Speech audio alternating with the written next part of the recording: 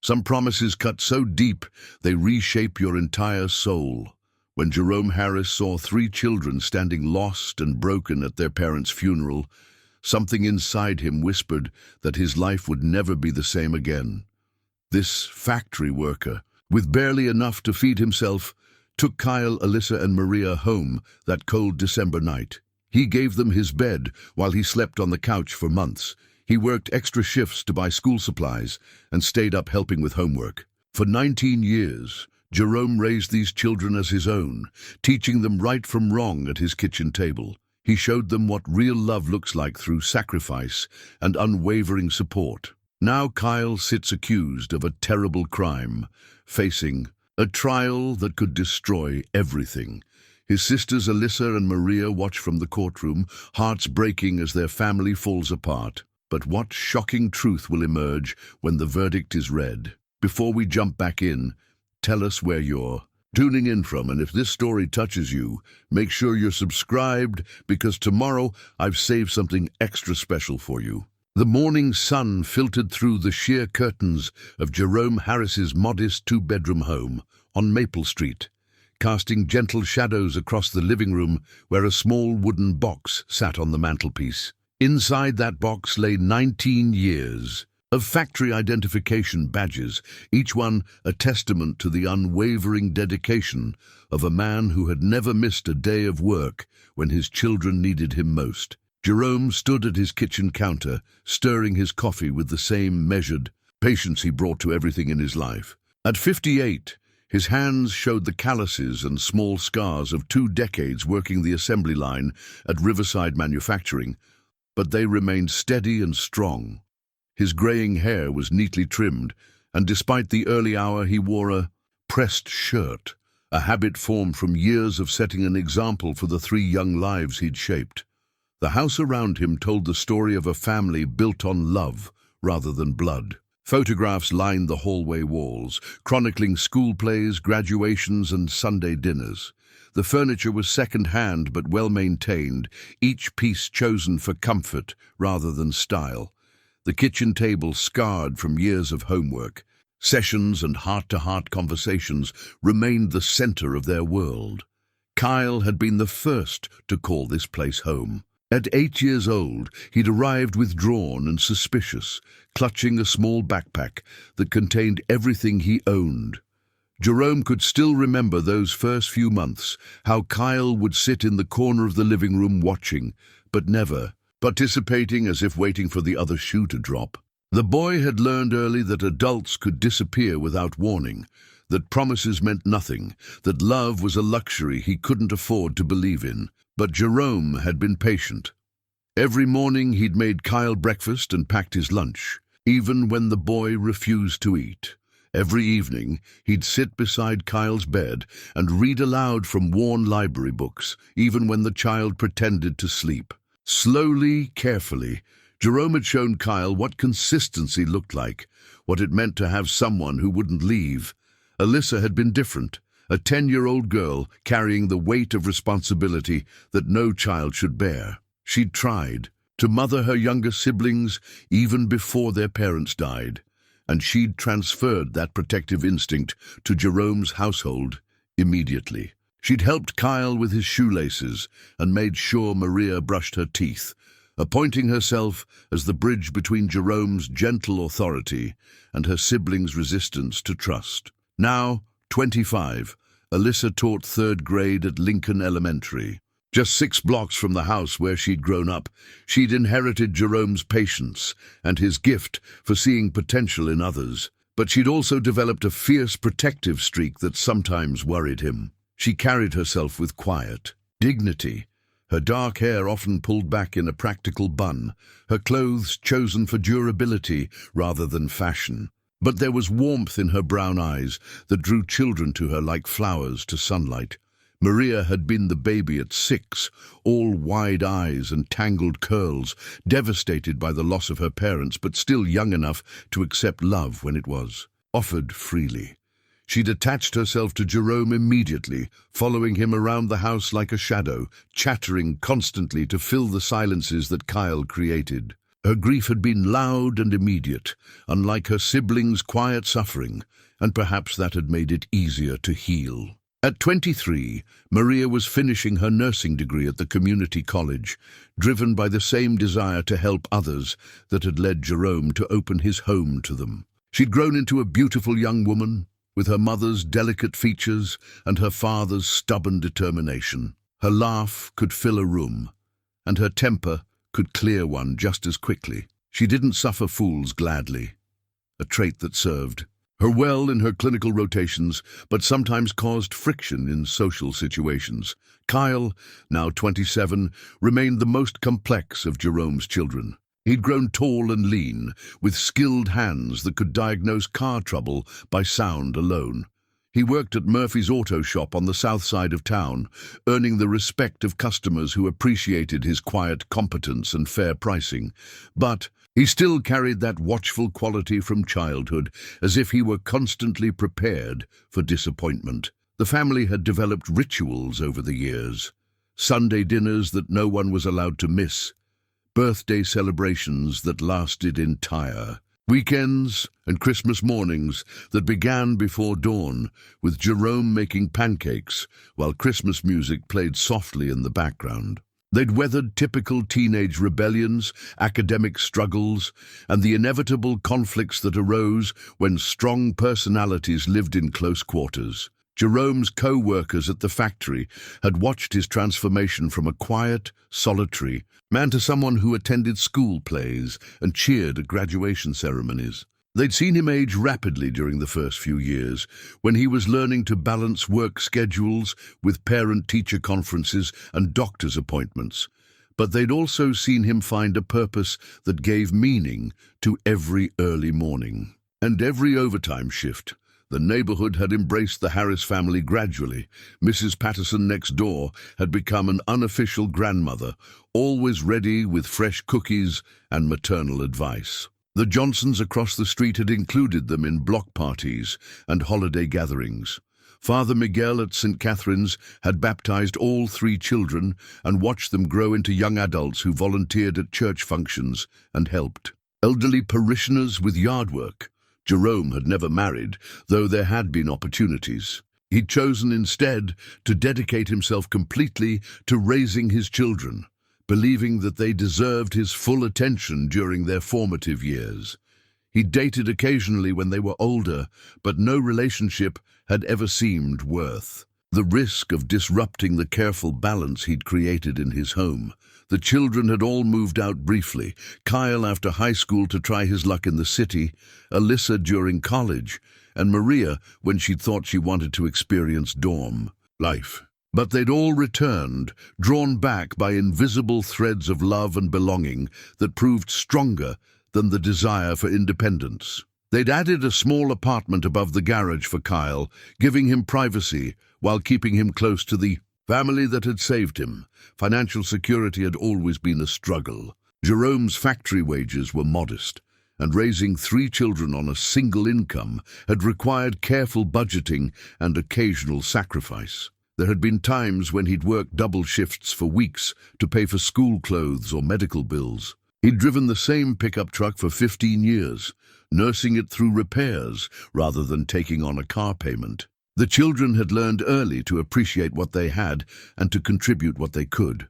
Kyle had worked part-time throughout high school, Alyssa had tutored younger students for spending money, and Maria had babysat for neighbors. But they'd never felt poor in the ways that mattered.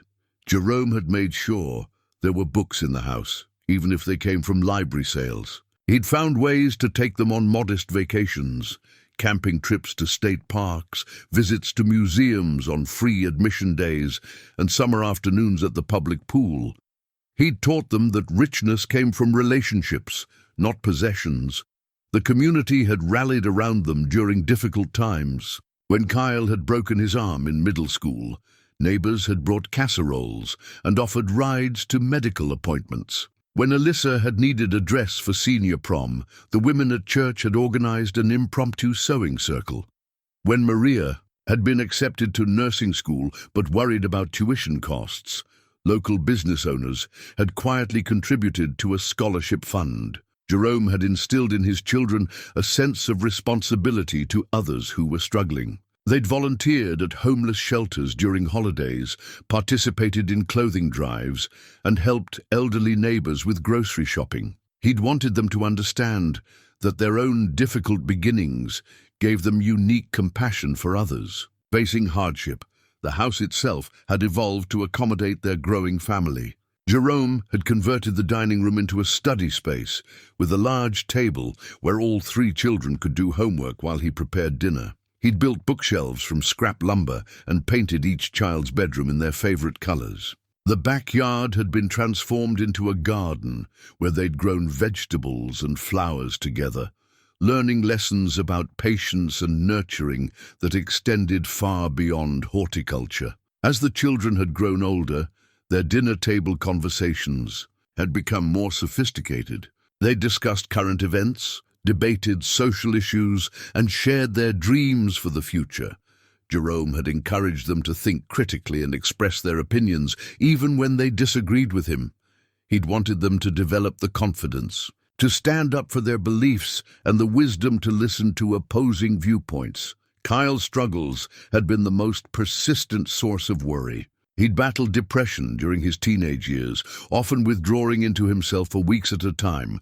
Jerome had found him a counselor and learned to recognize the signs of his dark moods, adjusting his approach to provide support without being overwhelming. There had been times when Jerome had wondered if he was equipped to help a child dealing with such complex emotional issues, but he'd never considered giving up.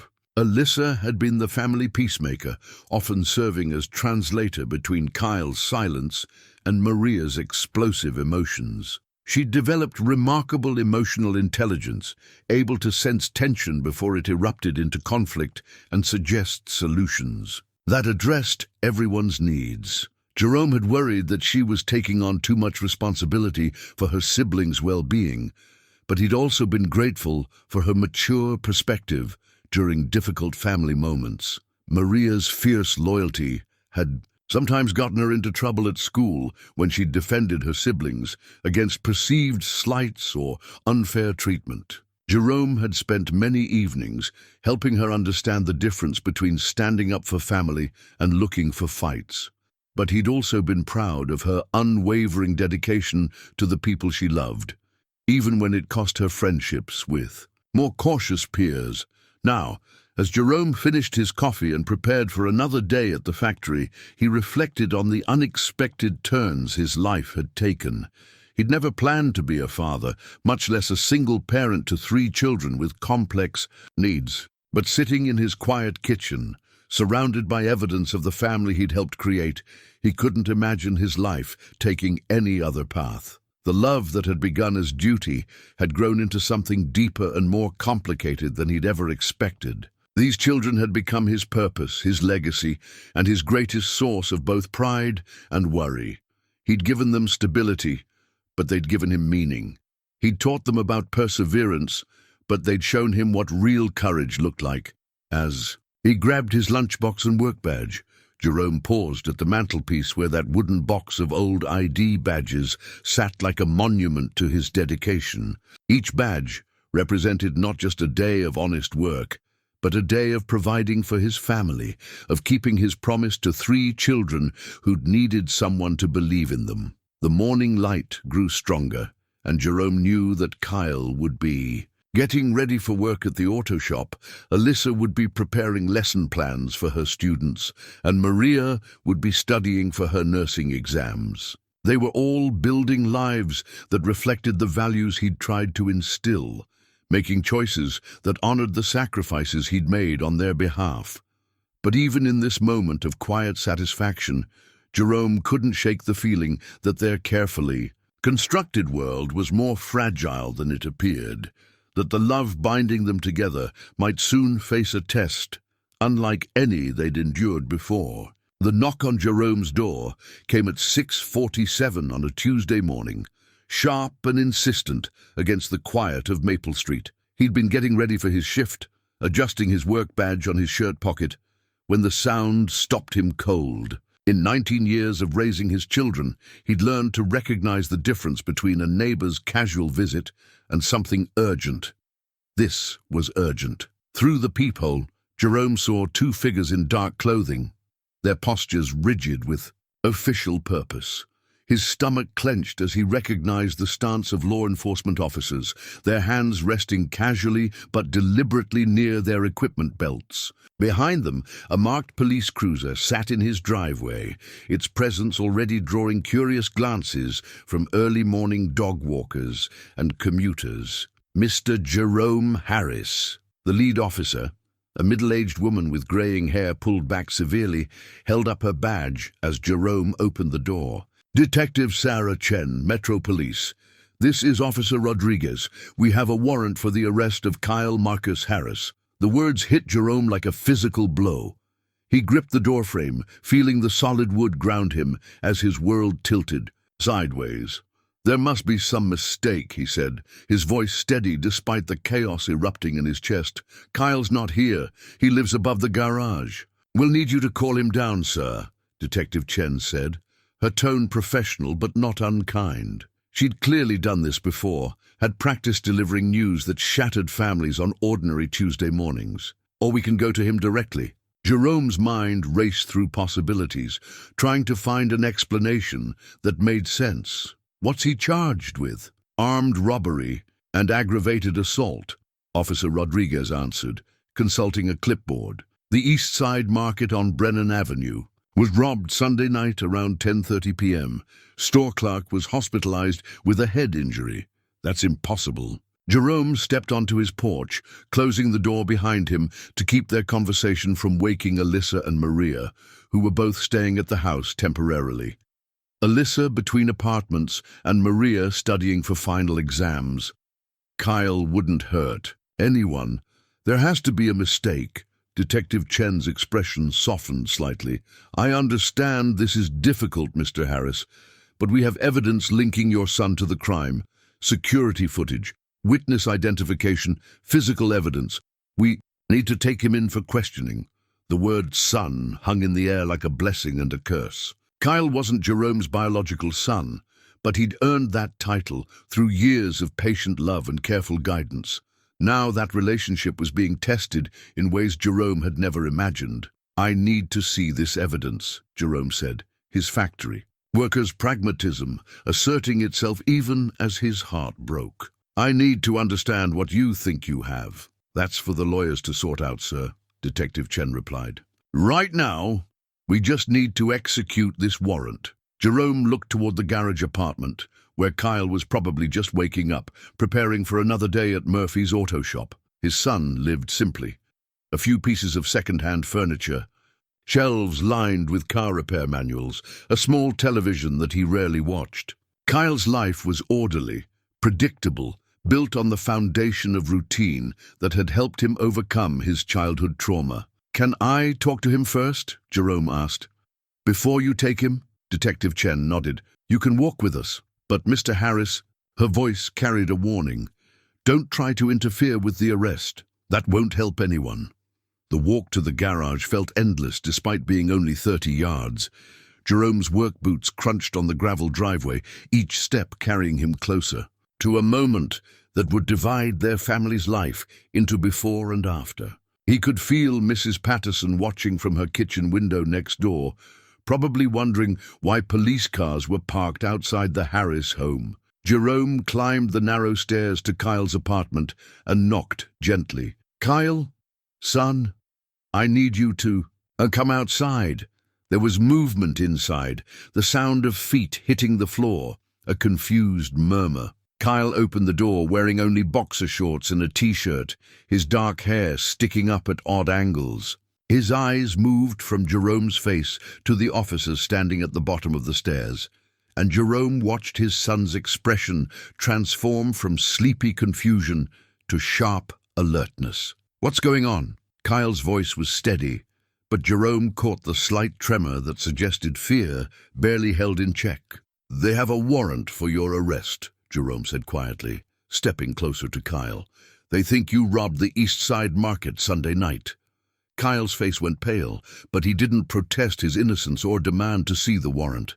Instead, he nodded once, as if he'd been expecting this moment. That reaction sent a chill through Jerome's chest, not because it suggested guilt, but because it revealed how quickly Kyle had reverted to the defensive posture of his childhood, accepting blame without question. "Can I get dressed?" Kyle asked Detective Chen. "Of course, Mr. Harris, you can accompany him inside, but please don't touch anything or attempt to remove any items." Jerome followed Kyle into the small apartment, noting how neat everything was, how nothing seemed out of place. Kyle moved methodically, pulling on jeans and a clean shirt, lacing up work boots with the same careful attention he brought to everything. He was buying time, Jerome realized, trying to process what was happening. "Kyle," Jerome said softly, "tell me you didn't do this."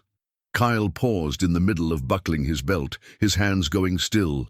For a moment, Jerome saw his son as he'd been at 8 years old, lost, frightened, waiting for someone to believe in him. But when Kyle looked up, his expression was unreadable. "I didn't rob anybody," Kyle said. "I didn't hurt anyone." The relief that flooded through Jerome was so intense it left him dizzy. His son had looked him in the eye and denied the charges.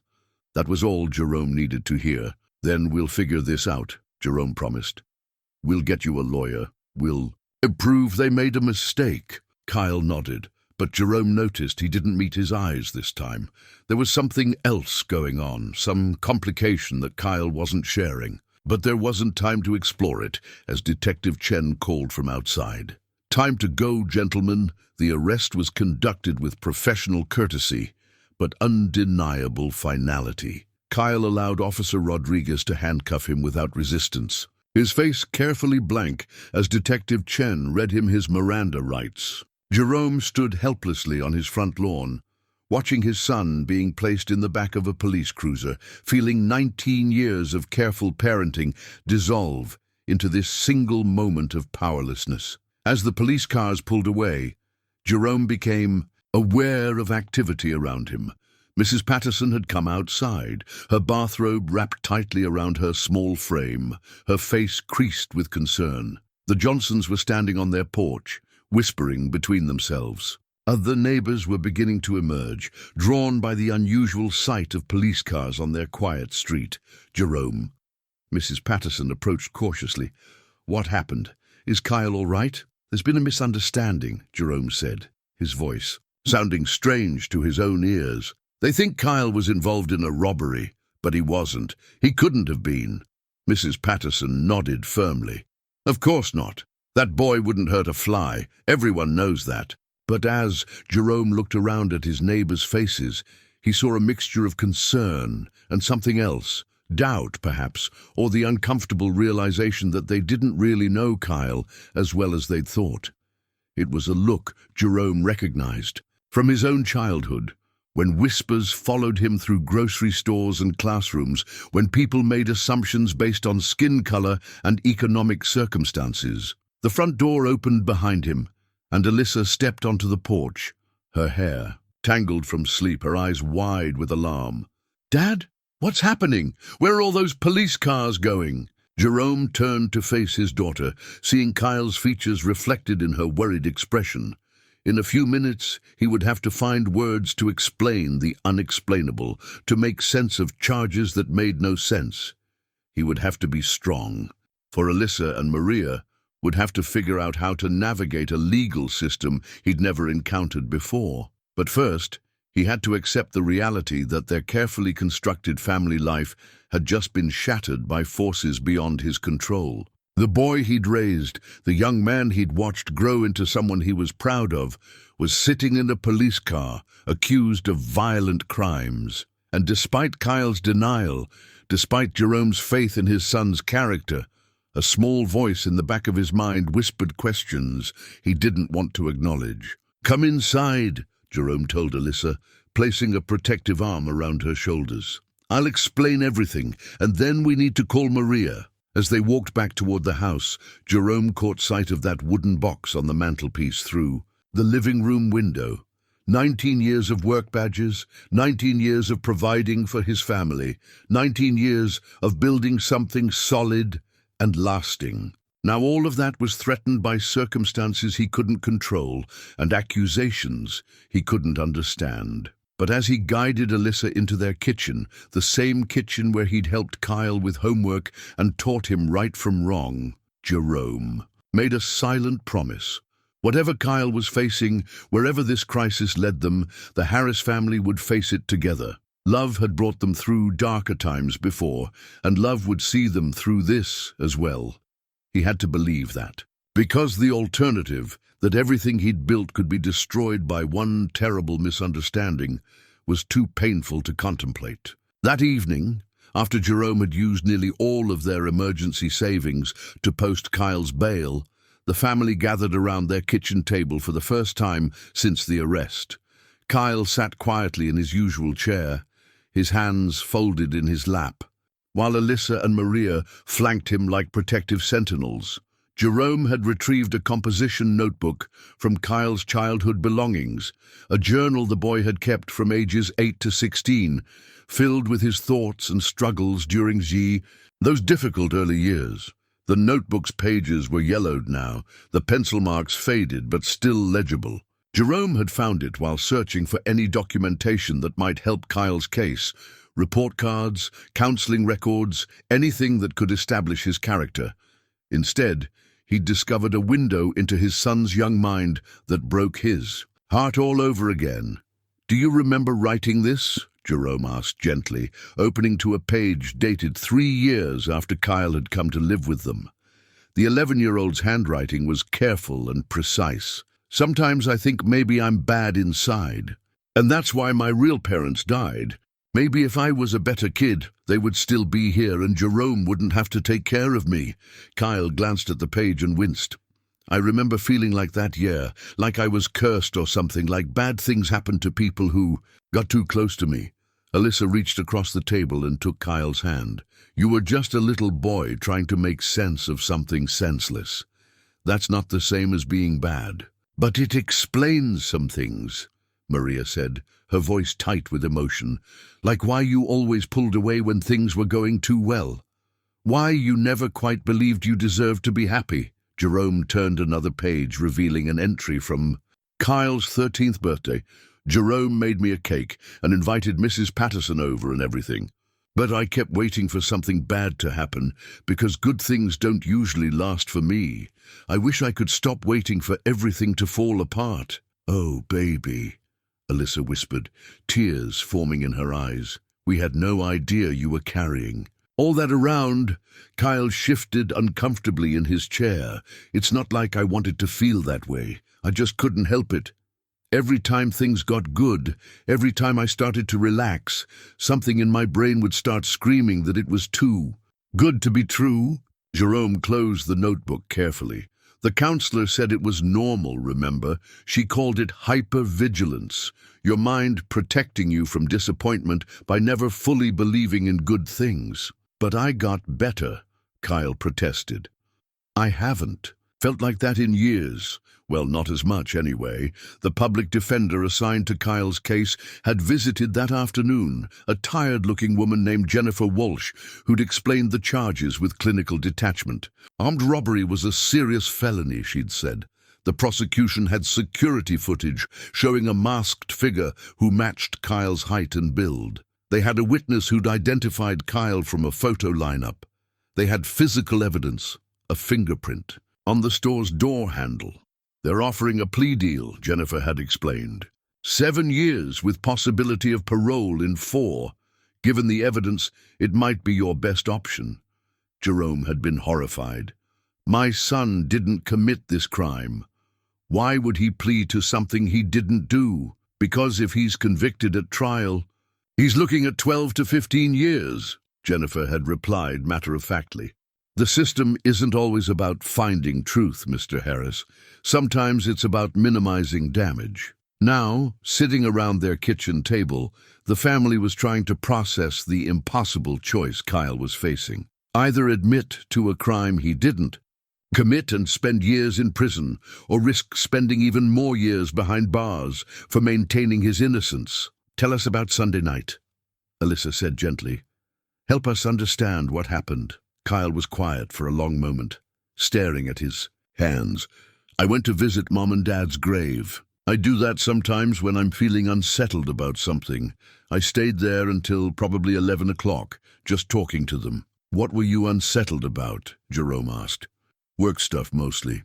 Murphy's been having financial troubles and I was worried he might have to lay people off. I've been there 5 years. It's the longest I've ever kept a job. The thought of losing it was making me anxious. Maria frowned. But if you were at the cemetery until 11 and the robbery happened, at 10:30, then you have an alibi. Why didn't you tell the lawyer that? Kyle's jaw tightened. Because nobody saw me there. The cemetery closes at sunset, but there's a hole in the fence where people can get in after hours. I've been using it for years, but that means there are no witnesses, no proof I was there. What about your car? Alyssa asked. Traffic cameras, gas station receipts, anything that could show where you were? I walked, Kyle admitted. It's only 2 miles and I wanted the exercise. I left my car here. Jerome felt his heart sink. Kyle's habit of walking to the cemetery at night was something Jerome had known about but never discouraged. His son needed those quiet moments with his parents, needed that connection to his past. But now that healthy coping mechanism was working against him. There has to be something, Maria said fiercely. Someone must have seen you walking there or back, the cemetery. As those motion sensor lights, maybe they recorded when you triggered them. Kyle shook his head. The lawyer already checked. The cemetery doesn't keep security footage, and the lights don't record anything. And it was raining Sunday night, so there weren't many people out walking their dogs or jogging. The rain, Jerome remembered it well. He'd been reading in bed when it started, a steady drumming against the windows that had lasted most of the night. The kind of rain that kept honest people indoors, that provided perfect cover for criminal activity. What about the fingerprint? Alyssa asked. How do they explain that? Kyle's expression grew even more troubled. I've been to that store before. We all have. It's convenient and Mr. Patel is always friendly. I probably touched the door handle dozens of times over the years. The lawyer says that's not enough to place me there Sunday night specifically. Jerome studied his son's face, noting the tension around his eyes, the way he kept glancing toward the window as if expecting more police cars to arrive. There was something Kyle wasn't telling them, some detail he was holding back. Son, Jerome said carefully, is there anything else we should know? Anything that might help your case or might hurt it? Kyle hesitated, and Jerome saw a flicker of the frightened 8-year-old who'd once hidden under his bed during thunderstorms. There is one thing, but it's going to sound bad. The kitchen fell silent, except for the hum of the refrigerator and the distant sound of Mrs. Patterson's television through the thin walls. I pawned something recently, Kyle said quietly. Grandpa's watch, the one you gave me when I turned 18. Jerome felt as if he'd been punched in the stomach. His father's pocket watch, passed down through 3 generations, was one of the few valuable possessions the Harris family owned. Jerome had given it to Kyle as a symbol of belonging, of permanent place in their family lineage. When, Jerome asked, his voice barely above a whisper. Last Friday I got $300 for it. Kyle's voice was thick with shame. I was going to tell you, was going to get it back as soon as Murphy paid me for the overtime I've been working. Why did you need the money? Alyssa asked, though her voice carried no judgment, only concern. Kyle's shoulders sagged. Marcus is in trouble, has been for months. He owes money to some bad people, and they were threatening to hurt him if he didn't pay up. I lent him the cash, but I made him promise to stay clean, to get his life together. Marcus Thompson, Jerome remembered. The name from Kyle's childhood. A boy from the neighborhood who'd always seemed to attract trouble, who'd pulled Kyle into minor scrapes during their teenage years. Jerome had hoped that friendship had faded as Kyle matured, but apparently the bonds of old loyalty ran deeper than he'd realized. So you pawned your grandfather's watch to help a friend who's involved with dangerous people, Maria said, her voice rising with anger.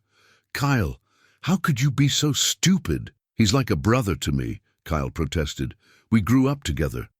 When everyone else was making fun of me for being the weird foster kid, Marcus had my back. I couldn't just abandon him when he needed help. Jerome rubbed his temples, feeling a headache building behind his eyes. Kyle's loyalty was admirable but misguided, and now it had created another complication in an already impossible situation. If the prosecution discovered that Kyle had access to cash right before the robbery, it would look like evidence of planning and premeditation. Does Marcus know you're in trouble? Alyssa asked. I haven't talked to him since I gave him the money, Kyle admitted. He was supposed to call me when everything was resolved, but I haven't heard anything. I've been worried something might have happened to him. The implications hung heavy in the air. Marcus Thompson, with his history of poor decisions and dangerous associations, could be either the key to Kyle's salvation or the final nail in his coffin. But finding him and getting him to cooperate would require resources and connections the Harris family didn't possess. As they sat around the kitchen table where Kyle had once done his homework and shared his dreams, Jerome realized that their family was facing challenges that love alone might not be enough to overcome. The boy he'd raised to be honest and loyal was now being punished for those very virtues, caught in a system that valued expedience over truth. But looking at Kyle's face, seeing the echoes of that frightened 8-year-old who'd once needed someone to believe in him, Jerome knew they had no choice but to fight. Whatever the cost, whatever the odds, they would stand together and prove Kyle's innocence, because that's what families did. They protected each other, even when the whole world seemed aligned against them. Jerome sat alone in his bedroom that night, holding his father's worn Bible in his hands. The leather cover was soft with age and handling, its pages marked with decades of handwritten notes in his father's careful script. Passages were underlined, in fading ink, margins filled with thoughts and prayers from a man who'd faced his own share of hardships with faith as his anchor. The Lord is close to the broken-hearted and saves those who are crushed in spirit. It read one highlighted verse in Psalms, accompanied by his father's note, written during Mama's illness, 1987, still true today. Jerome's father had been a man of few words, but deep conviction, someone who'd worked 2 jobs to keep his family housed and fed while never missing Sunday service. He'd passed away just before Kyle came to live with them, but Jerome often wondered what advice the old man would have offered during this crisis. The Bible had been his father's compass through every storm, and now Jerome hoped it might provide some guidance for navigating the impossible situation his family faced. A soft knock interrupted his meditation. Alyssa stood in the doorway, her hair braided for sleep, wearing the same pink pajamas she'd had since college because she was too practical to replace clothes that still served their purpose. Can't sleep either, she asked, settling beside him on the bed. Jerome closed the Bible gently. I keep thinking there's something I missed, some way I could have prevented this. Kyle's been carrying so much guilt and responsibility, and I didn't. See how much it was affecting him. You gave him everything you had, Alyssa said firmly. Love, stability, values. You can't blame yourself for choices he made as an adult, but that's just it. I don't think Kyle made the choice to commit this crime. I think he made the choice to help a friend, and somehow that led to him being framed for something he didn't. Adieu. Alyssa was quiet for a moment, processing her father's words. You really believe he's innocent, don't you? I want to, she admitted. But Daddy, the evidence can be manipulated, can be misinterpreted, can point to the wrong person if you're looking for easy answers instead of true ones. Jerome's faith in Kyle's innocence wasn't just paternal blindness. It was based on 19 years of watching his son make decisions, seeing how Kyle responded to moral challenges, understanding the core character that had been shaped by love and careful guidance. The boy who'd spent hours nursing an injured bird back to health wasn't capable of beating a store clerk with a weapon. The next morning brought a harsh reminder of how quickly their world had changed. Jerome arrived at Riverside Manufacturing to find his supervisor, Bill Morrison, waiting by the time clock with an uncomfortable expression. "Jerome, we need to talk," Bill said, gesturing toward his office. They'd worked together for 12 years, had shared coffee breaks and complaints about management, had celebrated each other's family milestones. But now Bill couldn't quite meet Jerome's eyes. "It's about Kyle," Jerome said, settling into the familiar chair across from Bill's desk. "Corporate got wind of the arrest," Bill explained. "They're concerned about the company's image, especially with the new contracts we're bidding on. Government work requires background checks on all employees and their immediate families." Jerome felt the bottom drop out of his stomach. "Are you firing me?" "Not firing. But I'm going to have to put you on unpaid leave until this situation resolves itself. I'm sorry, Jerome, I fought for you, but my hands are tied." 24 hours after Kyle's arrest, Jerome's carefully maintained financial stability was crumbling. The bail money had drained their savings, and now his steady paycheck was gone. Without his income, they'd struggled to make the mortgage payment, let alone afford a competent defense attorney. "How long?" Jerome asked. "Until the charges are dropped or Kyle is acquitted," Bill said. "Or until corporate changes their policy, but I wouldn't count on that happening quickly." Jerome nodded, maintaining his dignity even as his world collapsed. Around him, "I understand you've got your own job to protect." Walking out of the factory where he'd spent over a decade building something solid felt like another kind of death. Jerome sat in his pickup truck in the parking lot, gripping the steering wheel as he processed the implications. Without his income, they'd have to make impossible choices. Keep the house or hire a better lawyer, maintain their health insurance or pay for Kyle's defense. His phone buzzed with a text from Alyssa. Took leave from school to help with Kyle's case. "We're in this together." Another text, this one from Maria. "Dropping out this semester, can pick up extra shifts at the hospital. Family first." Jerome's eyes filled with tears, not from despair but from overwhelming love for these two young women who were willing to sacrifice their own futures for their brother. This was what he'd tried to teach them through all those years of patient guidance. That family meant standing together when the world tried to tear you apart. He drove home to find both daughters at the kitchen table, surrounded by legal documents and notebook pages covered with their careful handwriting. They'd been researching Kyle's case, making lists of potential witnesses, mapping out timelines and inconsistencies in the prosecution's evidence. "We think we found something," Maria said excitedly as Jerome walked in. "The security footage from the store. It shows the robber's height as approximately 6 feet, but Kyle is 6'2".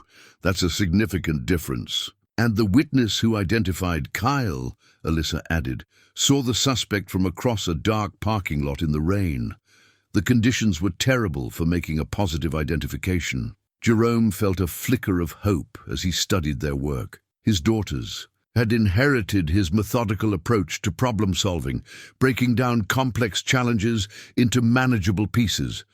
But he also saw the strain on their faces, the way this crisis was aging them beyond their years. "There's something else," Alyssa said quietly. "I called the cemetery this morning. The groundskeeper remembers seeing someone at Kyle's parents' grave Sunday night around 10 o'clock. He was doing his final rounds and saw a figure sitting by the headstone, but he didn't want to disturb whoever was grieving." "Did he get a good look at the person?" Jerome asked. "Good enough to confirm it was a tall, thin man wearing a dark jacket, Kyle's description exactly. But here's the problem. The groundskeeper's name is Miguel Santos, and he's undocumented. He's terrified that testifying will expose him to immigration authorities." Jerome rubbed his temples, feeling the weight of impossible choices. Miguel's testimony could provide Kyle with the alibi that would prove his innocence, but asking the man to risk deportation felt wrong on every level.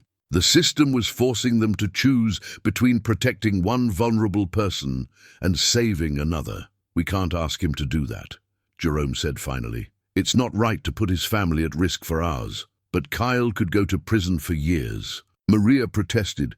Doesn't that matter more? It matters tremendously, Jerome replied, but not more than Miguel's right to safety and security. We have to find another way. That afternoon brought another blow. Jennifer Walsh, Kyle's public defender, called with news that the prosecution was withdrawing their plea offer.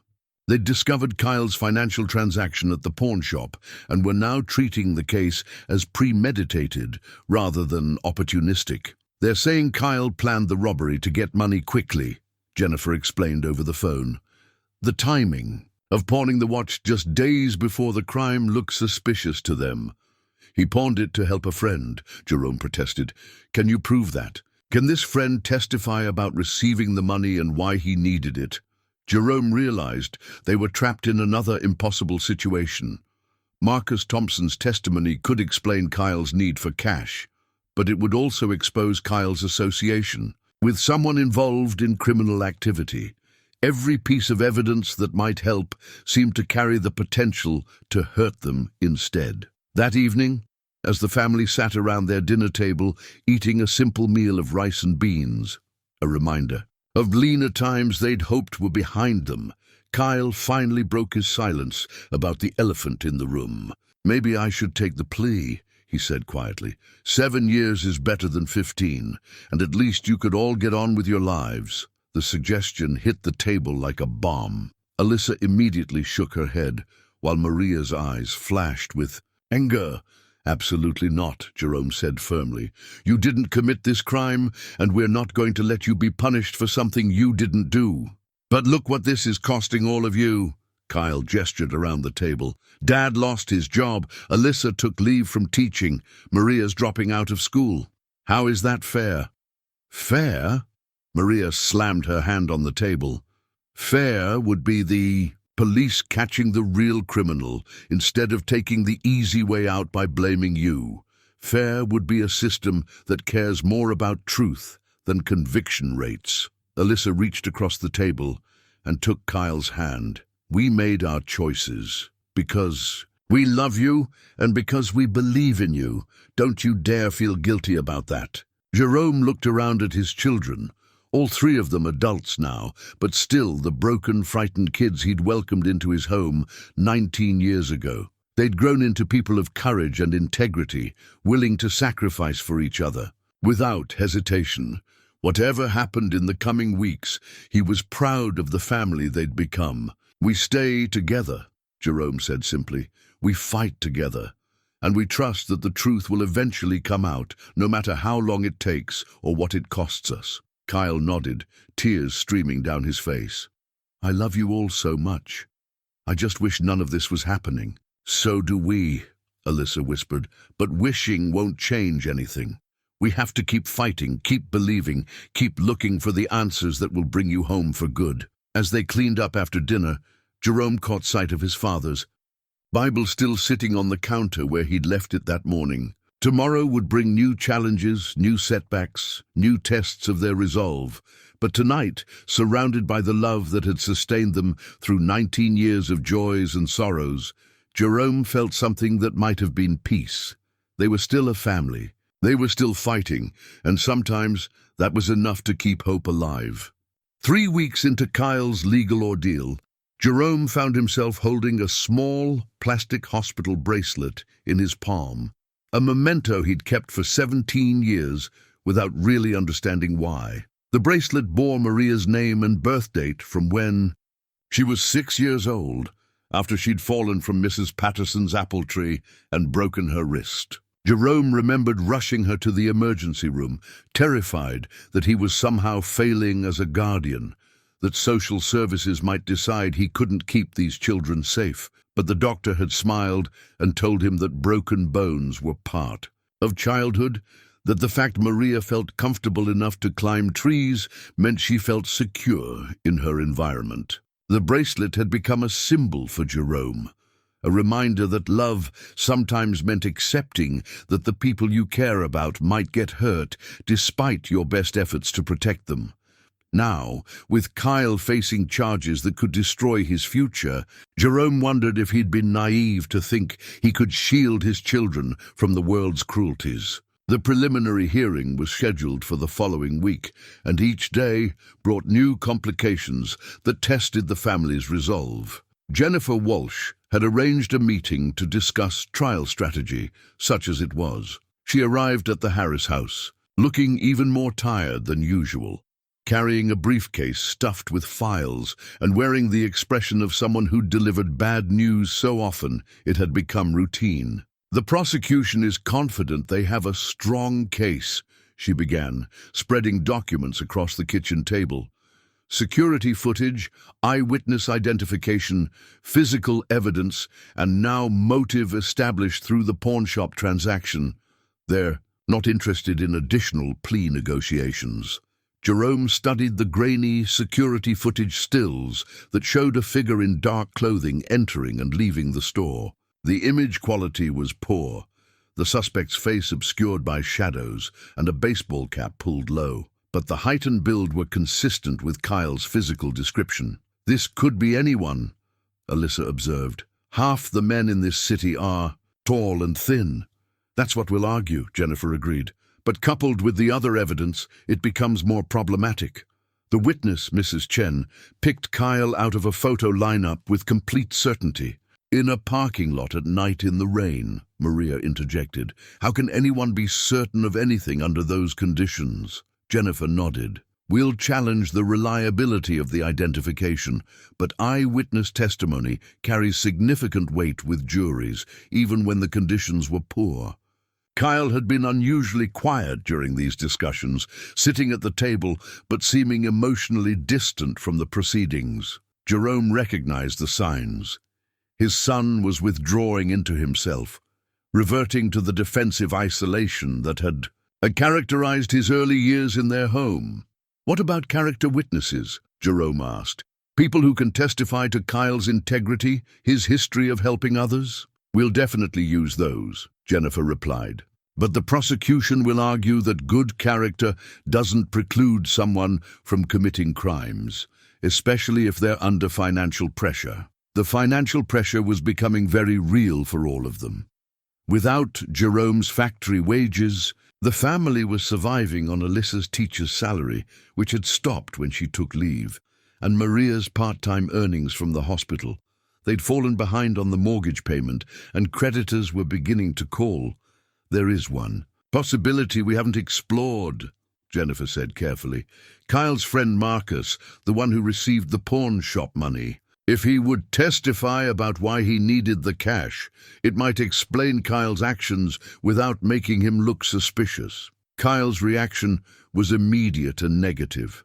"No, Marcus has enough problems without getting dragged into court. Besides, he's probably left town by now. The kind of people he owed money to don't accept late payments gracefully." "Kyle," Alyssa said gently, "if Marcus's testimony could help clear you—" "It won't," Kyle interrupted. "It'll just make both of us look bad. Me for associating with someone involved in illegal activities, and him for whatever stupid choices got him in trouble in the first place." Jerome saw the painful irony in Kyle's position. His son's loyalty to Marcus, the same quality that had led Kyle to lend him money, was now preventing Kyle from using Marcus's testimony to save himself. It was a cruel twist that punished virtue while rewarding selfishness. After Jennifer left, the family sat around their kitchen table in heavy silence. The preliminary hearing would determine whether there was enough evidence to proceed to trial, but everyone knew that was a formality. The case would move forward, and Kyle would have to choose between accepting a plea deal that required him to admit guilt or risking a trial that could result in a much longer sentence. "I've been thinking," Kyle said finally, "about that hospital bracelet Dad keeps on his dresser, the one from when Maria broke her wrist." Jerome was surprised Kyle had noticed the small memento. "What about it?" "I remember that day. Maria was crying not because her arm hurt, but because she thought you'd be angry with her for climbing the tree after Mrs. Patterson told her not to. She was terrified you'd send her back to foster care." Maria's eyes filled with tears. I'd forgotten about that. I hadn't, Kyle continued, because I understood exactly how she felt. For years after you took us in, I was convinced that every mistake, every bad grade, every moment of trouble would be the one that made you realize we weren't worth the effort. Jerome's heart ached at the memory. All three children had lived with that fear during their early years together, the belief that love was conditional, that belonging could be revoked without warning. But you never gave up on us, Kyle said. Not when I got arrested for shoplifting at 14. Not when Alyssa got in that car accident because she was texting while driving. Not when Maria got suspended for fighting. You just kept believing in us, even when we couldn't believe in ourselves. That's what parents do, Jerome said simply. And that's what families do, Kyle replied. They stick together when the world gets difficult. So I need you all to understand something. I'm not taking a plea deal for a crime I didn't commit. I'm not going to destroy everything you taught me about integrity just to make this easier. The decision hung in the air like a promise and a threat. Kyle was choosing the harder path, risking everything on the hope that truth would prevail over convenience. Jerome felt simultaneously proud of his son's courage and terrified of the consequences. Then we fight, Alyssa said firmly. We find witnesses, we challenge evidence, we do whatever it takes to prove your innocence, even if it costs us everything. Kyle asked. Especially then, Maria answered. Because what's the point of having everything if we don't have each other? Jerome looked around the table at these three young people who taught him as much about love as he'd taught them. They were facing the possibility of losing their home, their financial security, their carefully constructed life together. But they were facing it as a family, united by bonds that had been tested by time and proven stronger than blood. That night, Jerome placed Maria's hospital bracelet back in its spot on his dresser, but this time he understood its meaning differently. It wasn't just a reminder of how fragile his children were, but of how resilient they could be when they knew they were loved unconditionally. The preliminary hearing was 5 days away, and their lawyer had warned them that the outcome was almost certainly predetermined. But Jerome went to sleep that night with something that felt like peace, knowing that whatever happened in court, his family would face it together. The local newspaper ran the story on a Thursday morning, just 3 days before Kyle's preliminary hearing. Jerome found it folded on his front porch with the headline, "Local Man Charged in Armed Robbery," printed above a photograph they'd somehow obtained from Kyle's high school graduation. In the picture, Kyle wore his cap and gown with a proud smile, standing between Jerome and his 2 sisters. It was a moment that had represented hope and accomplishment, now twisted into something that suggested deception and hidden criminal tendencies. Jerome kept the high school graduation program from that day in his bedroom drawer, a memento from one of the proudest moments of his life as a father. Kyle had been the first in their family to graduate from high school, having overcome the academic struggles that had plagued his early years. At the ceremony, Jerome had been asked to say a few words as Kyle's guardian, and his brief speech had been printed in the program. Kyle Harris came to our family as a frightened 8-year-old who didn't believe he deserved love or stability, Jerome had said that day. Today he stands here as a young man of character and determination, ready to build a future that honors the memory of his parents and the dreams we've shared together. I couldn't be prouder if he were my biological son. Those words seemed prophetic now, as Jerome faced the possibility that Kyle's future might be decided not by his character or dreams, but by a criminal justice system that valued efficiency over truth. The newspaper article had been picked up by social media, where strangers felt qualified to judge Kyle based on incomplete information and prejudiced assumptions.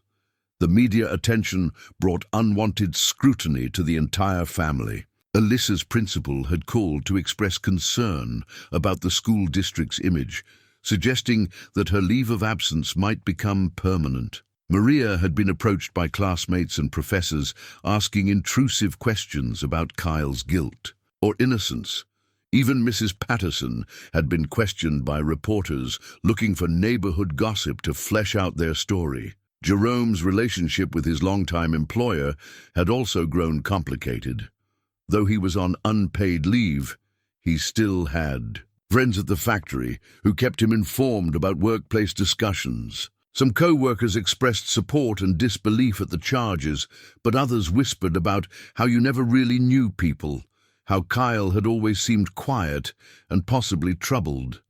The family's financial situation was becoming desperate. They'd received a notice of default on their mortgage, and their health insurance would expire at the end of the month. Jerome had applied for unemployment benefits, but the process was slow and bureaucratic. Alyssa had taken a job at a tutoring center that paid by the hour, and Maria had picked up additional shifts at the hospital. But their combined income wasn't enough to maintain their previous standard of living. Kyle's case had also created tension within their extended community. Father Miguel at St. Catherine's continued to offer support and prayers, but some congregation members had begun avoiding the Harris family during Sunday services. The auto shop where Kyle worked had been forced to fire him due to customer concerns, leaving him unemployed and increasingly isolated. "I'm destroying everyone's life," Kyle said one evening as they sat around the kitchen table, reviewing their dwindling bank account statements and mounting legal bills. "You're not destroying anything," Jerome replied firmly. "A broken system is destroying things, and we're fighting back the best we can." But privately, Jerome wondered if their fight was futile. Jennifer Walsh had warned them that public defenders had limited resources and heavy caseloads, that they couldn't compete with the prosecution's team of experienced attorneys. She'd suggested they consider hiring private counsel, but the cost was astronomical, more money than the Harris family had ever possessed at one time. The preliminary hearing arrived with unseasonable warmth for late October, as if the weather were mocking the darkness that had settled over their lives. Jerome wore his only suit, purchased years ago for Kyle's high school graduation and barely worn since. Alyssa and Maria flanked him on either side as they walked up the courthouse steps, presenting a united front against the curious stares of reporters and onlookers. Kyle sat at the defendant's table, wearing clothes that Jerome had bought him for job interviews, khakis and a button-down shirt that made him look younger than his 27 years. He kept his hands folded in his lap and his eyes focused straight ahead, but Jerome could see the tension in his shoulders, the way he held himself as if bracing for a physical blow. The hearing itself was a brief, bureaucratic exercise. Detective Sarah Chen testified about the evidence collected at the scene. The store clerk, still recovering from his injuries, described the attack with halting words that painted a picture of random violence and callous disregard for human suffering. The witness who'd identified Kyle testified about seeing the suspect flee the scene, her certainty unshaken despite Jennifer Walsh's questions about lighting conditions and viewing distance. "The evidence clearly establishes probable cause," the judge concluded after less than 2 hours of testimony. "The defendant will be bound over for trial." Kyle's face remained expressionless as the ruling was announced, but Jerome saw his son's hands tremble slightly before he clasped them tighter together. The preliminary hearing had been a formality. Everyone had known that, but hearing it made official somehow made the nightmare feel more real. Outside the courthouse, reporters swarmed around them with cameras and microphones, shouting questions that ranged from invasive to accusatory. Jerome kept his arm around Kyle's shoulders and guided his family through the crowd, refusing to respond to inquiries about their feelings or their confidence in Kyle's innocence. "Mr. Harris," one persistent reporter called out, "how do you reconcile your son's arrest with his reputation as a quiet, law-abiding citizen?" Jerome stopped walking and turned to face the woman, his expression calm, but his voice carrying the authority of someone who'd spent 19 years defending his children against an unforgiving world. "My son is innocent," he said simply. The truth will come out at trial, and when it does, I hope all of you will give as much attention to his vindication as you've given to these false charges. The trial date was set for January 15th, giving them less than 3 months to prepare a defense with limited resources and mounting pressure. As they drove home from the courthouse in silence, Jerome reflected on how much their lives had changed since that Tuesday morning when police had knocked on his door. The family that had once felt unbreakable now faced tests that threatened to destroy everything they'd built together. But as he glanced in the rearview mirror and saw Kyle sitting between his sisters, still supported by their unwavering love despite everything, Jerome felt a flicker of the same faith that had sustained him through 19 years of single parenthood. They were still together. They were still fighting, and sometimes, in a world that seemed designed to crush hope, that was enough to keep them moving forward. The trial began on a bitter January morning, with snow falling steadily outside the courthouse windows. Jerome had spent the weekend organizing their small evidence collection, including a pawn shop receipt that had become both Kyle's alibi and his potential downfall. The receipt, dated 4 days before the robbery, showed that Kyle had pawned his grandfather's watch for $300, money he claimed to have given to Marcus Thompson to help with gambling debts.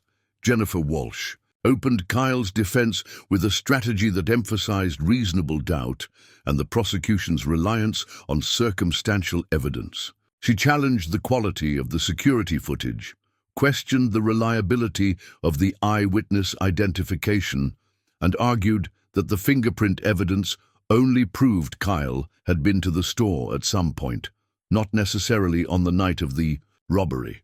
But the prosecution's case was methodical and convincing. They presented the security footage showing a figure of Kyle's approximate height and build entering and leaving the store. They called Mrs. Chen to testify about her identification of Kyle from a photo lineup, her voice shaking but her certainty unwavering as she pointed across the courtroom at the defendant. The fingerprint expert explained how Kyle's print had been found on the store's door handle, in a position consistent with someone pulling the door open from the outside. The pawn shop owner testified about Kyle's transaction, describing how nervous and rushed he'd seemed while completing the paperwork. Each piece of evidence felt like another nail in Kyle's coffin, despite Jennifer's efforts to poke holes in the prosecution's narrative. Jerome watched the jurors' faces and saw skepticism gradually being replaced by conviction. The case against his son was circumstantial, but it was also compelling in its simplicity. A young man needs money quickly, pawns a valuable family heirloom, then commits an armed robbery to get additional cash. On the 3rd day of trial, the prosecution called their star witness, Detective Sarah Chen, who walked the jury through the investigation with professional precision.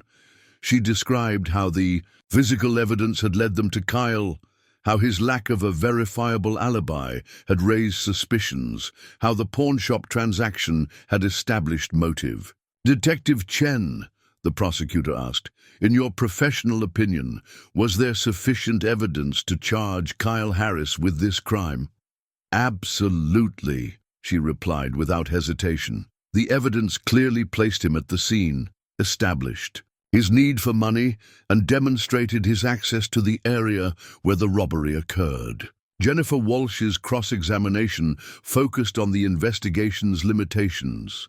She pressed Detective Chen about other potential suspects who hadn't been thoroughly investigated, about the poor quality of the security footage, about the witnesses' opportunity to observe the suspect under difficult conditions. "Detective," Jennifer asked, "did you investigate Kyle Harris's claim that he was at Riverside Cemetery visiting his parents' graves on the night in question?" "We checked with cemetery administration," Chen replied. "They confirmed that the cemetery closes at sunset and that there would be no legitimate reason for anyone to be there after hours." "But you didn't speak with the groundskeeper who works the evening shift?" Detective Chen paused, consulting her notes. "We determined that cemetery staff wouldn't have been present during the time frame in question." It was a small victory for the defense, but Jerome could see it wasn't enough. The prosecution had painted a picture of Kyle as someone who'd made desperate choices under financial pressure, and the jury seemed to be accepting that narrative. On the fourth day, Kyle took the stand in his own defense. Jennifer had coached him extensively, but Jerome could see his son's nervousness as he was sworn in and took his seat in the witness box. Kyle's voice was quiet but steady as he denied committing the robbery and explained his whereabouts on the night in question. "I went to visit my parents' graves around 9:30, Kyle testified. "I do that sometimes when I'm feeling stressed or confused about something. I stayed there until about 11 too, just talking to them and thinking about my problems." "What problems were you thinking about?" Jennifer asked. "My friend Marcus was in trouble. He owed money to some dangerous people, and I was worried they might hurt him if he couldn't pay. I'd given him $300 from pawning my grandfather's watch, but I wasn't sure it would be enough to solve his problems." The prosecutor's cross-examination was brutal but professional. He pressed Kyle about the timing of the pawnshop transaction, about his relationship with Marcus Thompson, about his inability to produce witnesses who could verify his alibi. "Mr. Harris," the prosecutor asked, "isn't it true that you needed money quickly and decided that robbing a convenience store was easier than waiting for your next paycheck?" "No, that's not true," Kyle replied firmly. "I would never hurt anyone for money. But you would pawn your grandfather's watch, a family heirloom that meant a great deal to your father, to help a friend involved in illegal gambling." Kyle's face flushed with shame, but his voice remained steady. "Marcus grew up with me. He was like a brother. I couldn't abandon him when he needed help." The exchange highlighted Kyle's character in ways that could be interpreted as either admirable, loyalty, or poor judgment. Jerome watched the jury and saw divided reactions. Some seemed moved by Kyle's dedication to his friend, while others appeared skeptical of his decision-making. That evening, as the family gathered for dinner at their kitchen table, Kyle seemed emotionally drained from his day of testimony. The trial was going worse than any of them had hoped, and the weight of potential conviction hung heavy in the air. "I keep thinking about Marcus," Kyle said suddenly. "About where he is now, whether he's safe. Part of me wonders if I should have tried harder to find him, to get him to testify about why he needed the money." "You said he probably left town," Alyssa reminded him. "Maybe, or maybe something happened to him. The people he owed money to weren't known for their patience." Jerome studied his son's face and saw something he hadn't noticed before, a flicker of fear that seemed disconnected from Kyle's own legal troubles.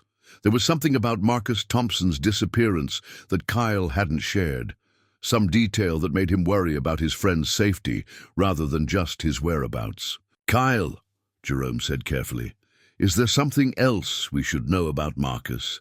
Something that might help your case or might explain why he hasn't come forward to support you?" Kyle was quiet for a long moment, staring at his untouched dinner. When he finally looked up, his eyes were filled with a combination of guilt and terror that made Jerome's stomach clench with foreboding. "There is something," Kyle admitted, "but if I tell you, it's going to make everything worse. It's going to make you question everything you believe about me." The kitchen fell silent except for the steady tick of the wall clock and the distant sound of traffic on Maple Street. Jerome reached across the table and placed his hand over Kyle's, feeling the slight tremor of his son's fingers. "Son, there is nothing you could tell me that would make me stop believing in you. Whatever it is, we'll face it together." Kyle took a shaky breath and met his father's eyes.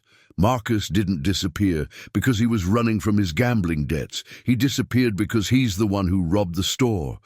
And I've known it all along." The silence that followed Kyle's confession felt like a physical weight pressing down on the kitchen. Jerome stared at his son, processing words that seemed impossible to reconcile with everything he thought he knew about Kyle's character. Alyssa's face had gone pale, while Maria gripped the edge of the table so tightly her knuckles showed white against her dark skin. "You've known all along," Jerome repeated slowly. his voice barely above a whisper. "Known that Marcus committed the robbery you're on trial for." Kyle nodded miserably. "He came to me 2 days after it happened. He was panicked, said he'd never meant to hurt anyone, that it had gone wrong when the store clerk tried to fight back. He begged me not to turn him in, said the people he owed money to would kill him if he went to prison and couldn't pay them back. So you let yourself be arrested instead," Alyssa said, her voice thick with disbelief and anger. "You let all of us sacrifice everything, Dad's job, my career, Maria's education, to defend you for a crime you knew you didn't commit, but also knew who did." "I thought they'd figure out it wasn't me," Kyle protested weakly. "I thought the evidence would clear me and they'd keep looking for the real perpetrator. I never imagined it would go this far." Jerome felt a crushing weight settling in his chest.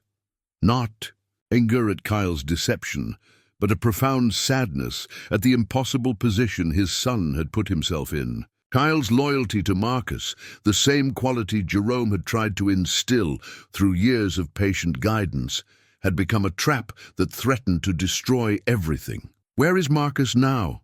Jerome asked. "I don't know," Kyle admitted. "He calls me, sometimes from different numbers, always asking if the case has been dropped, if I've told anyone about him. The last time I heard from him was 2 weeks ago. He said he was sorry about what I was going through, but he couldn't come forward without signing his own death warrant." Maria slammed her hand on the table, rattling the dinner plates. "So he's just gonna let you go to prison for 15 years to save his own skin? What kind of friend is that?" "The kind who's terrified," Kyle replied. "You don't understand what these people are like. They don't make idle threats." Jerome rubbed his temples, feeling a headache building behind his eyes. Kyle's revelation explained so much: his withdrawn behavior during the investigation, his reluctance to provide details about his friendship with Marcus, his insistence that Marcus couldn't testify without making both of them look bad. "We have to tell Jennifer," Alyssa said. "She's your lawyer. She needs to know the truth if she's going to defend you properly." "And say what?" Kyle asked bitterly. "That I've been lying to her for months, that I know who really committed the crime, but I'm protecting him. How does that help my case?" "It establishes your innocence," Jerome said quietly. "And maybe it gives us a way to find Marcus and get him to testify." Kyle shook his head violently. "You can't look for him. If those people think I've betrayed Marcus, they might come after our family too. I won't put you all in danger just to save myself." The full scope of Kyle's dilemma was becoming clear to Jerome. His son wasn't just protecting a friend, he was protecting his entire family from potential retaliation by dangerous people. It was a no-win situation that had only gotten worse as the legal proceedings dragged on. That night, Jerome lay awake staring at the ceiling, wrestling with the most difficult decision of his 19 years as a father. Kyle's honesty had given them information that might save him from prison, but using it would require them to take risks that could endanger everyone he loved. The next morning brought devastating news. Jennifer Walsh called to inform them that she'd found a partial note in Kyle's jail cell, a handwritten letter that Kyle had apparently been writing, but never finished. The guards had discovered it during a routine security check and were required to report it as a potential suicide risk. "I need to see my client immediately," Jennifer told Jerome over the phone. "And I need you to understand that this changes everything about his case. If Kyle was contemplating suicide, it suggests a level of guilt and despair that the prosecution will use against him." Jerome rushed to the county jail with Alyssa and Maria, their hearts heavy with the knowledge of what Kyle had been carrying alone. The visiting room was sterile and depressing, filled with plastic chairs and the constant hum of fluorescent lighting. When Kyle was brought in, he looked thinner than he had just days before, his eyes hollow with exhaustion and despair. "Why didn't you tell us how bad it had gotten?" Alyssa asked through tears, reaching across the table to take Kyle's hands. Kyle's voice was barely audible. "I kept thinking about you all losing everything because of me. Dad's job, your teaching position, Maria's nursing school. Everything you've worked for, everything we've built as a family, it's all falling apart because I was stupid enough to trust the wrong person. You weren't stupid, Jerome said firmly. You were loyal. There's a difference. Is there? Kyle looked up with red-rimmed eyes. Because my loyalty is going to cost me 15 years of my life, and it's going to destroy all of yours too. Jennifer arrived an hour later, carrying Kyle's partial suicide note in a manila envelope. She read portions of it aloud to the family, her professional composure barely concealing her distress at the contents. I can't watch my family lose everything because of my mistakes, she read. Maybe if I'm not here to fight this case, they can all go back to their normal lives and forget this nightmare ever happened. Dad gave me everything when I had nothing, and I'm repaying him by destroying the family he worked so hard to build. Jerome felt his heart break all over again. Kyle's note revealed the depth of his guilt and self-blame, but also his complete misunderstanding of what family meant. The boy who'd once believed he was cursed, that bad things happened to people who got too close to him, had reverted to that same destructive thinking pattern. Kyle, Jerome said, leaning forward in his chair, do you remember what I told you on the day we made your adoption official? Kyle nodded slightly. You said I wasn't just getting a family, I was becoming part of something that already existed, something that would last forever. That's right. And do you remember what forever means? It means no matter what happens, we stick together, even when things get difficult, even when we make mistakes, even when the whole world seems to be against us. Jerome's voice carried the same gentle authority it had when Kyle was 8 years old and afraid of thunderstorms. Your problems are our problems, son. Your fight is our fight. We don't abandon family when times get tough. Maria wiped tears from her eyes. Besides, who said anything about normal lives? Normal is boring. I'd rather have an extraordinary life with all of you than a boring life without you. Jennifer cleared her throat. I hate to interrupt, but we need to discuss how this note affects Kyle's case. The prosecution is going to argue that only a guilty person would consider suicide rather than fight false charges. Then we don't let them use it, Alyssa said fiercely. We get Kyle the help he needs to deal with his depression, and we prove his innocence by finding Marcus Thompson. Kyle's head snapped up. I told you, you can't look for Marcus. It's too dangerous. Maybe it is, Jerome acknowledged, but that's our decision to make as a family. You've been carrying this burden alone for too long, son. It's time to let us help carry it. Jennifer leaned forward. Kyle, if you know who really committed this crime, I need you to tell me everything. Client-attorney privilege protects our conversation, but I can't build a proper defense based on partial information. For the next hour, Kyle told Jennifer everything. About Marcus's gambling debts, about the dangerous people he owed money to, about the night Marcus had confessed to the robbery. He described Marcus's desperation, his fear of retaliation, his plea for Kyle to keep quiet until he could figure out a way to escape the situation. This explains why you didn't seem surprised by your arrest, Jennifer observed. You were expecting it, because you knew someone matching your description had committed the crime. I kept thinking they'd realize it wasn't me, Kyle said. The security footage is so grainy, and I knew I had an alibi if they could just verify it. I never imagined Marcus would disappear completely, leaving me with no way to prove my innocence. Jennifer made notes on her legal pad, her mind already working through the implications of Kyle's revelation. We need to find Marcus Thompson. We need him to testify, or at least to provide a sworn statement admitting to the robbery. And if he won't cooperate, Maria asked, then we have to decide how much of this we can use without his testimony. Kyle's knowledge of the crime could be seen as evidence of guilt rather than innocence, especially if we can't produce the actual perpetrator. Jerome studied his son's face, seeing the fear and exhaustion that had driven Kyle to contemplate ending his own life rather than continue fighting. Kyle had been protecting not just Marcus, but his entire family from potential danger. It was a burden no 27-year-old should have to carry alone. We're going to find him, Jerome said with quiet determination. "We're going to find Marcus Thompson, and we're going to get him to tell the truth.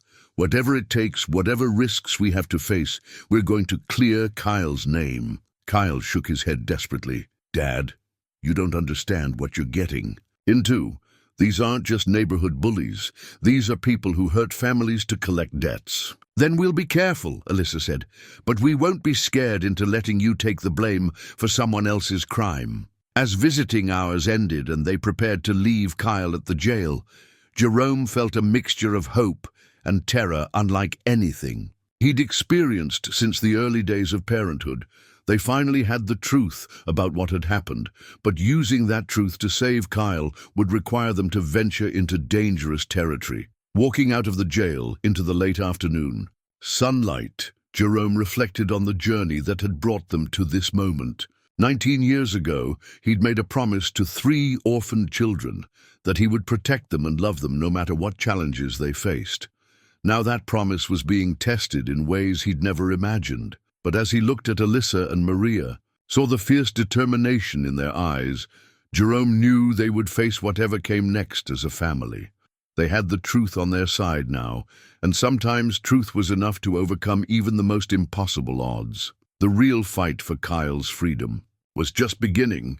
The jury deliberation began on a Thursday morning after closing arguments that had left the Harris family emotionally drained and cautiously hopeful. Jennifer Walsh had done everything possible with the limited resources at her disposal, challenging each piece of evidence and arguing passionately for reasonable doubt. But the prosecution's case remained compelling in its simplicity, and Jerome could read uncertainty in the jurors' faces as they filed out to consider their verdict. Now, 48 hours later, the family waited in the courthouse hallway for word that the jury had reached a decision.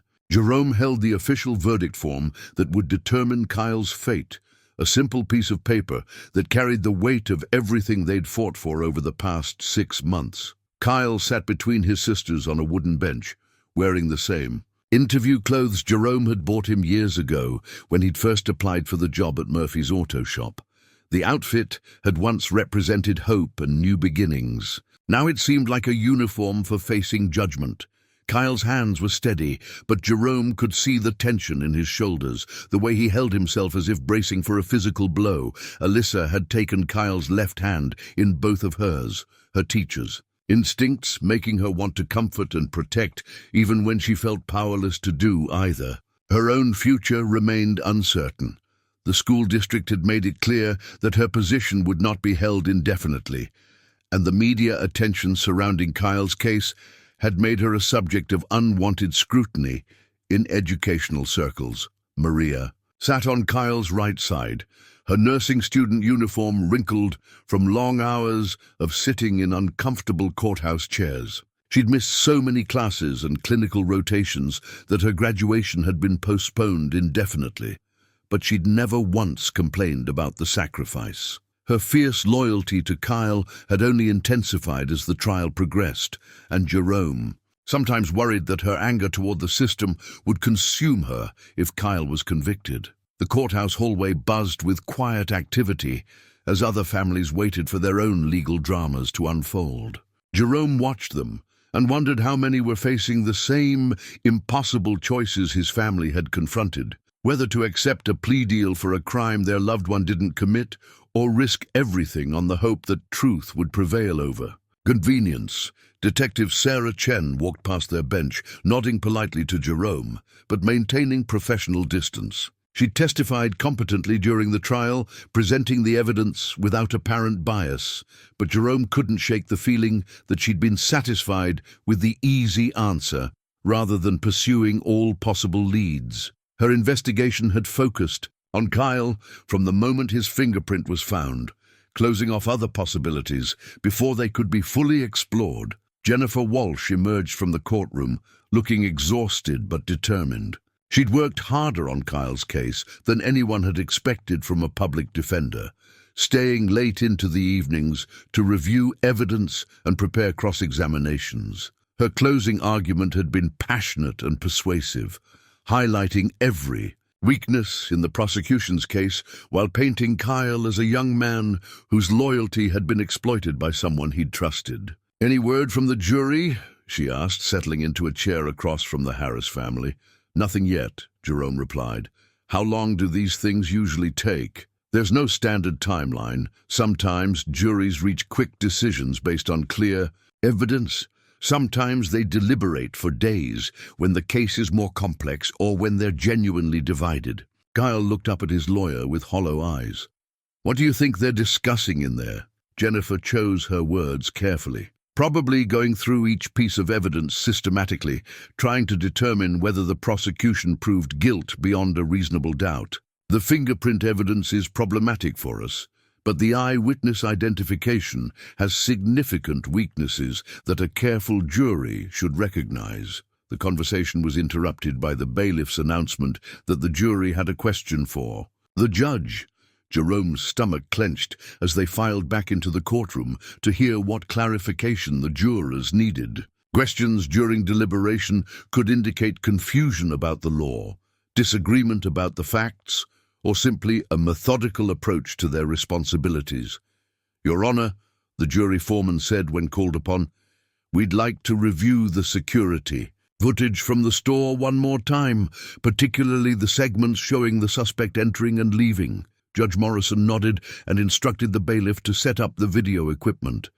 Jerome watched the jurors' faces as they studied the grainy footage again, trying to read their expressions for clues about their thinking. Some leaned forward intently, while others seemed to be comparing the figure on screen to Kyle's physical appearance.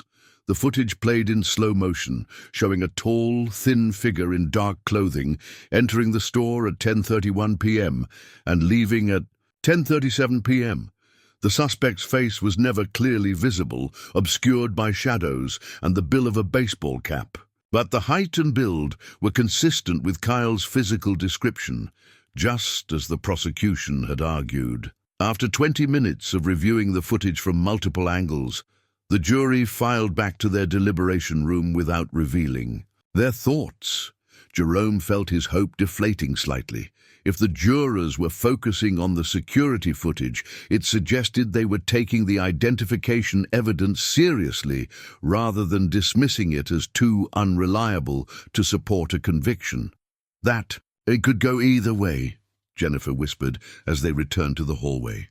"They might be looking for reasonable doubt, or they might be convincing themselves that Kyle matches the suspect's description." As afternoon stretched into evening, Jerome found himself thinking about all the moments that had led them to this. In place, Kyle's decision to help Marcus with his gambling debts, Marcus's choice to rob a store rather than face his creditors honestly, the prosecution's decision to focus on Kyle as a suspect rather than conducting a more thorough investigation. Each choice had seemed reasonable in isolation, but combined they had created a perfect storm that threatened to destroy an innocent young man's life. Jerome wondered if there were other paths they could have taken, other decisions that might have led to different outcomes, but regret was a luxury they couldn't afford, while Kyle's future hung in the balance. The second day of deliberation passed slowly, with periodic updates that the jury was still discussing the case. Jerome had taken a leave of absence from his job search to be present for the verdict, knowing that Kyle would need his family's support regardless of the outcome. Bills continued to accumulate at home, but financial concerns seemed trivial compared to the possibility of losing Kyle to the prison system. Late Friday afternoon, just as Jerome was beginning to think the jury might deliberate through the weekend, the bailiff announced that a verdict had been reached. The words sent electricity through the courthouse as families, lawyers, and court personnel prepared for the moment of truth that would determine Kyle Harris's fate. The courtroom filled quickly as word spread that the jury had reached their verdict. Jerome sat in the front row directly behind Kyle, close enough to touch his son's shoulder if needed, close enough to offer whatever comfort was possible in these final moments before their world either collapsed or began to heal. Kyle stood when instructed, his back straight, despite the trembling Jerome could see in his hands. Alyssa and Maria flanked Jerome on either side, all three of them holding their breath as the jury foreman rose with the official verdict form that would determine whether Kyle would walk free or spend the next 15 years in prison. "Has the jury reached a verdict?" Judge Morrison asked. "We have, Your Honor." Jerome's heart pounded so loudly he was certain everyone in the courtroom could hear it. This moment, this single announcement, would define not just Kyle's future, but the future of their entire family. Everything they'd sacrificed, every prayer they'd whispered, every sleepless night they'd endured, had led to this instant of absolute truth. "In the matter of the state versus Kyle Marcus Harris," the foreman began, his voice carrying clearly through the silent courtroom, "on the charge of armed robbery in the first degree, we the jury find the defendant." The pause felt eternal.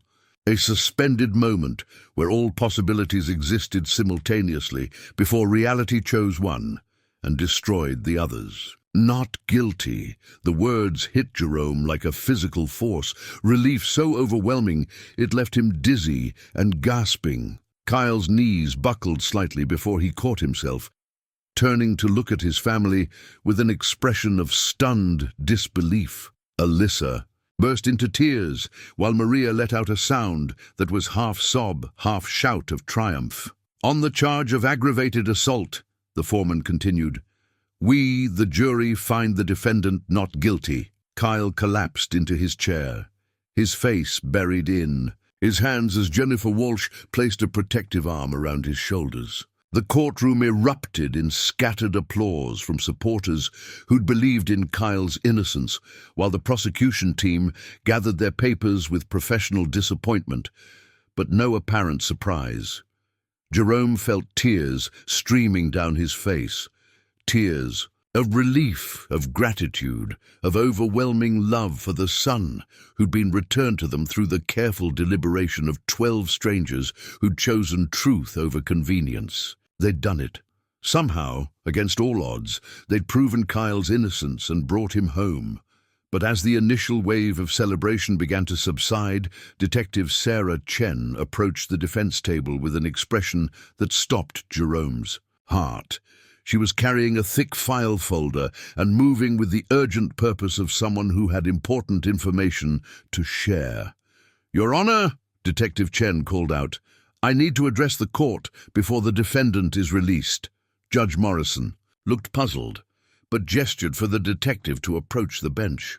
Jerome watched as Chen spoke quietly to both the judge and the attorneys, showing them documents from her folder that seemed to drain the color from everyone's faces. "Ladies and gentlemen of the jury," Judge Morrison announced after a brief sidebar. "Conference, please remain seated. Detective Chen has information relevant to this case that needs to be presented to the court." Detective Chen stepped forward, her voice carrying the weight of someone about to deliver news that would change everything once again. "Your Honor, approximately 1 hour ago, we arrested Marcus Thompson for the armed robbery of the East Side Market. He has provided a full confession, admitting that he committed the crime for which Kyle Harris was just acquitted." The courtroom erupted in shocked murmurs as people processed this stunning development. Kyle looked up from his hands with an expression of horror rather than vindication. He knew that Marcus's arrest meant his friend would now face the same charges Kyle had just escaped. "Furthermore," Detective Chen continued, "Mr. Thompson has revealed that Kyle Harris was aware of his guilt from the beginning and chose to remain silent to protect him. While Mr. Harris is innocent of the robbery itself, his knowledge of the crime and failure to report it raises serious questions about obstruction of justice." Jerome felt the world tilt sideways again. Kyle's acquittal, which had seemed like the end of their nightmare, was now revealed as only the beginning of a new and potentially more complicated legal battle. His son was free from the robbery charges, but now faced the possibility of being prosecuted for protecting the real criminal. Alyssa grabbed Jerome's arm, her nails digging into his skin as she whispered, "What does this mean? Can they charge Kyle with something else?" Before Jerome could answer, he saw Kyle's face crumble completely as the full implications hit him. His son had been acquitted of a crime he didn't commit, only to face new charges for the very loyalty that had defined his character since childhood. The same quality that had made Jerome proud to call Kyle his son was now threatening to destroy him all over again. Detective Chen's case file lay open on the prosecutor's table, revealing photographs and documents that Jerome couldn't read from his position in the gallery. But he could see the grim determination on the prosecutor's face, the way she was already calculating her next move against the young man who'd just been declared innocent. Kyle's freedom, which had seemed so absolute just moments before, now felt fragile and temporary. They'd won the battle against false charges, but the war for Kyle's future was far from over. 6 months after Kyle's acquittal, Jerome stood in the same kitchen where their family's ordeal had begun, preparing Sunday dinner for a household that had been forever changed by their journey through the criminal justice system. The familiar ritual of cooking for his children brought comfort, even as he reflected on how different they all were from the people they'd been before Kyle's arrest. The new family photograph on the mantelpiece told the story of their survival. Taken just 2 weeks earlier at Alyssa's wedding, it showed 5 people who'd aged beyond their years, but remained bound together by love stronger than the forces that had tried to tear them apart. Kyle stood between his sisters, his smile genuine, but carrying new depth that spoke of wisdom earned through suffering. Jerome's own face showed lines that hadn't been there a year ago, but also a peace that came from knowing his family had weathered the storm intact. Kyle had ultimately avoided obstruction of justice charges after prosecutors decided that his cooperation in Marcus Thompson's case outweighed his initial silence. Marcus himself had been sentenced to 8 years in prison, his gambling addiction and desperate choices finally catching up with him, despite Kyle's attempts to save him from himself. It had been painful for Kyle to testify at Marcus's sentencing hearing, but he'd done it with quiet dignity, speaking about friendship, loyalty, and the importance of taking responsibility for one's actions. The financial recovery had been slower than the emotional healing. Jerome had eventually found work at a smaller manufacturing plant, taking a pay cut, but grateful for employment that allowed him to support his family with dignity. Alyssa had returned to teaching after the media attention died down, welcomed back by students and colleagues who'd never doubted her character. She'd married her fiancé David in a simple ceremony that emphasized love over luxury, understanding now that the most important things in life couldn't be bought or sold. Maria had graduated from nursing school just 3 months behind her original schedule, her professors impressed by the maturity and compassion she'd developed during her family's crisis. She'd chosen to specialize in trauma nursing, drawn to help others who were facing their own impossible situations. Her first job was at the county hospital, where she'd picked up extra shifts during Kyle's trial, coming full circle in a way that felt both meaningful and healing. Kyle himself had struggled most with the aftermath of his acquittal. The relief of freedom had been complicated by guilt over Marcus's fate and uncertainty about his own future. He'd spent weeks in counseling, working through the depression and survivor's guilt that had nearly led him to take his own life during the trial. The therapist had helped him understand that his loyalty to Marcus, while misguided in its expression, came from a place of love that was fundamentally healthy. Finding work had been challenging for Kyle, as potential employers remained suspicious of someone who'd been publicly accused of armed robbery, even though he'd been acquitted. But Mrs. Patterson's nephew owned a small garage across town and had been willing to give Kyle a chance based on his reputation for honest work. Kyle had started as an entry-level mechanic and quickly proven himself, earning raises and respect. Through competence and reliability, the community's response had been mixed but gradually healing. Some neighbors had apologized for their doubts, while others remained cautiously distant, unsure how to reconcile Kyle's acquittal with their assumptions about guilt and innocence. Father Miguel had been unwavering in his support, using the Harris Families' experience as the basis for sermons about forgiveness, loyalty, and the complexity of human relationships. Jerome had learned to live with the reality that some questions would never have satisfying answers. He still wondered if there were signs he'd missed, ways he could have prevented the crisis that had nearly destroyed his son. But he'd also come to understand that love sometimes meant accepting that the people you care about will make choices you can't control, face consequences you can't prevent, and need support you feel inadequate to provide. The Sunday dinner table conversations had evolved too, becoming deeper and more honest than before. They talked about justice and injustice, about the difference between loyalty and enabling, about the ways that good intentions could lead to terrible outcomes.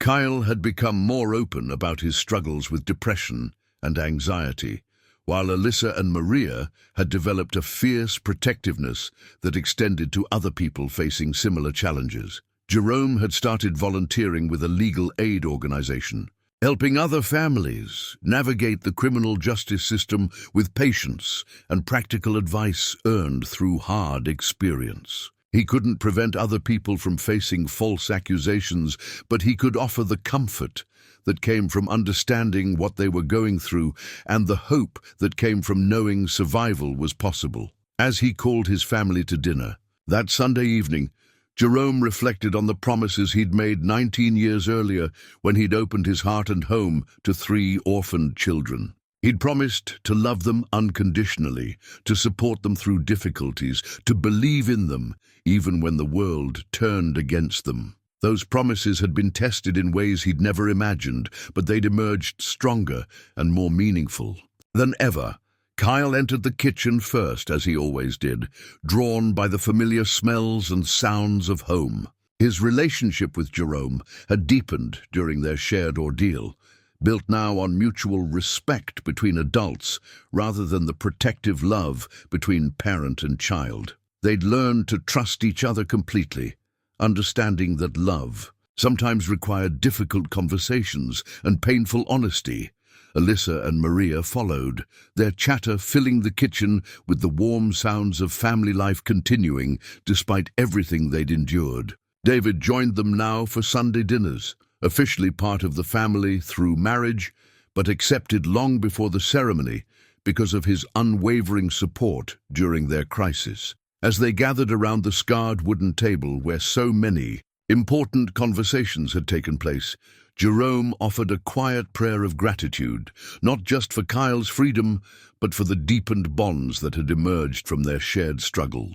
They were still a family, still together, still committed to supporting each other through whatever challenges lay ahead. The food was simple but abundant, prepared with love and shared with appreciation for the privilege of being together. Outside, the neighborhood continued its quiet Sunday rhythms, but inside the Harris home, 5 people who'd learned the true meaning of resilience celebrated another day of being together, another week of healing, another step forward in lives that had been fundamentally changed, but not fundamentally broken by forces beyond their control. They'd kept their promises to each other, and in doing so, they'd discovered that some bonds are stronger than circumstances, some love deeper than fear, and some families capable of surviving anything the world might test them with.